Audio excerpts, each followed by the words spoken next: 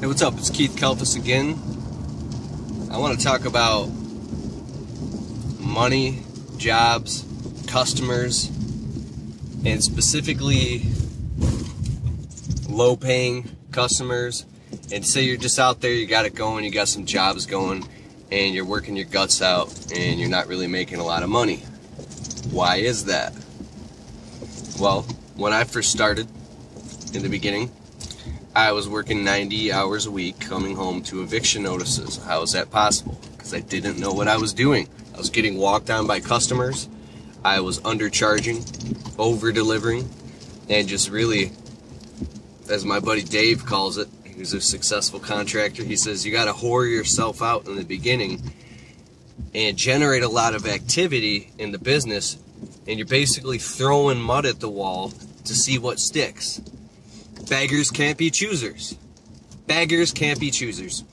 So when I would tell some of my buddies, you know, I'd cry and whine and bitch to them about, dude, I'm working 90 hours a week and I only made a $350 profit when I did the end. And when I did the math, $350 at more like 80, maybe 90 hours. That's, I was a retard, right? No. And if you're in that same boat, you're not either. I'll tell you really what's going on here. You know, like my buddy said, why would you work all those hours and do all those jobs for such a low price? You know, if it were me, I would go work. I would just work, you know, 3 days a week, and I would only take the really high-paying jobs, and then I'd take the rest of the week off, and I'd be making $1,000 a week, while you're an idiot running out there working 7 days a week, making $400. I'd make $1,000 in 3 days. I would only take on the high-end profit jobs. Well, when you're broke and you need money now, and it's an emergency, you take what you can get. Beggars can't be choosers. I always had the philosophy in the beginning, I work my guts out all day from morning till night for $300, for $400, the same way as I will for $40. And you know, people thought I was crazy. And some of my friends who have small businesses, I've watched their money go down and them fail financially even, while for some reason I kept going up and up and up and doing better and better and better, because it's the ability to, you know, be humble, swallow your pride, things like that. And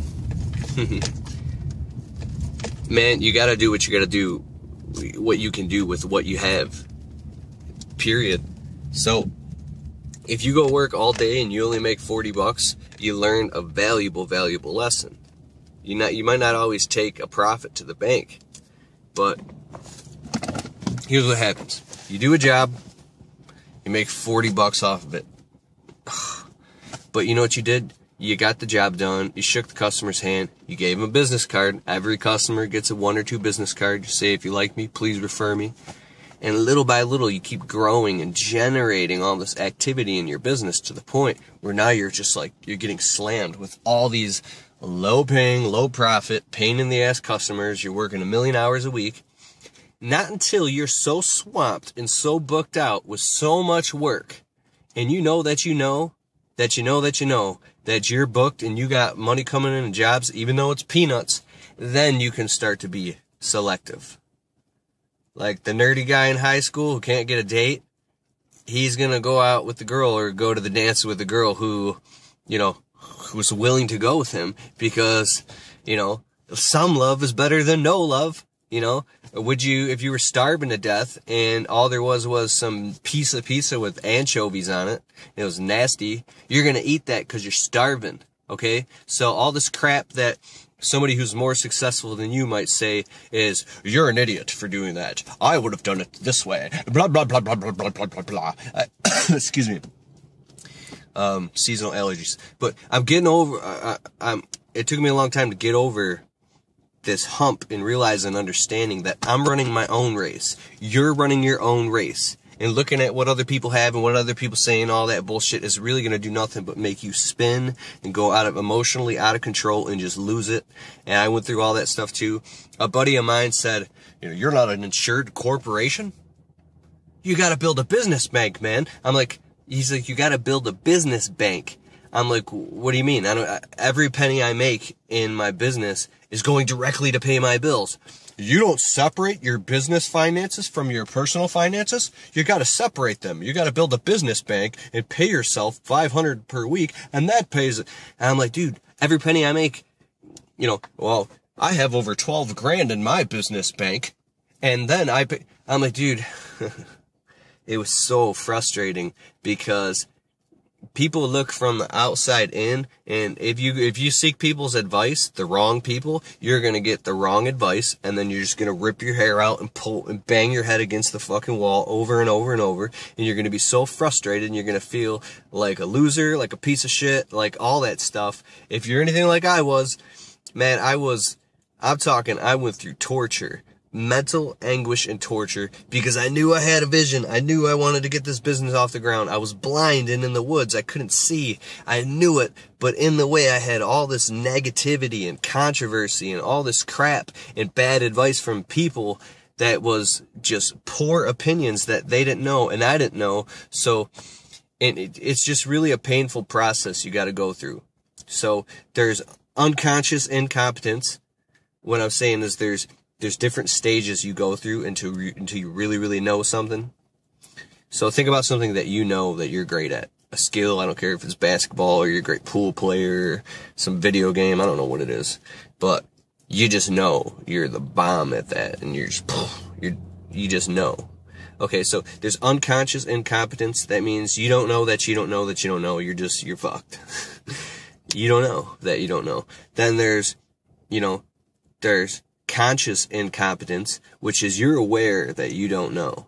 Like you're getting somewhere. You know that you don't know. Okay? Then there's, conscious competence. Conscious competence is the point where you're consciously aware and you know and you're getting some progress done. I understand this thing now. And then there's unconscious competence.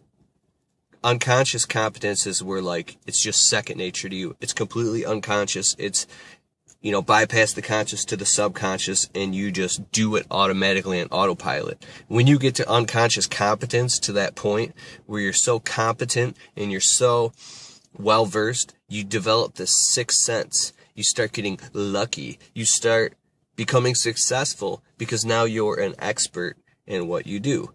You got to start at the bottom. There's no shortcuts. And you got to become an expert, but you can't do that. You got to go through these painful steps and phases. There's a great saying I always liked by Casey Comden, this Amway guy, if you know anything about that. He says, you don't know what you don't know, that's why you don't have. If you knew what you knew, you'd have it. Because to know and not do, you don't know. You don't know what you don't know, that's why you don't have. If you knew what you knew, you'd have it. Because to know and not do means you really don't know. So we're surrounded by a bunch of know-it-alls, a bunch of people who think they know everything. I hate know-it-alls. I can't stand a know-it-all, and I'm sick of a know-it-all.